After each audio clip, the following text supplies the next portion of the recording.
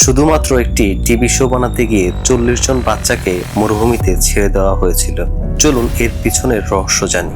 2007 সালে যুক্তরাষ্ট্রের জনপ্রিয় চ্যানেল CBS শুরু করে এমন একটি রিয়েলিটি শো যেখানে 40 জন বাচ্চাকে নিয়ে যাওয়া হয় এক মরুভূমির মাঝে থাকা একটি কোস্ট টাউন।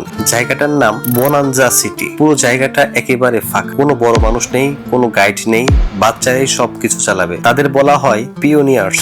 শুরু থেকে বাচ্চাদের বলা হয়, তোমরাই তৈরি করবে তোমাদের সমাজ, তোমরাই ঠিক করবে কাজ ভাগ হবে, কে রান্না করবে, কে পরিষ্কার করবে, কি নিয়ম থাকবে। এমনকি সেখানে বাচ্চাদের মধ্যে তৈরি করা হয় upper class, merchant, cooks, labourers, মানে সমাজে ইচ্ছে করে ক্লাস ডিভিশন তৈরি করা হয়েছিল।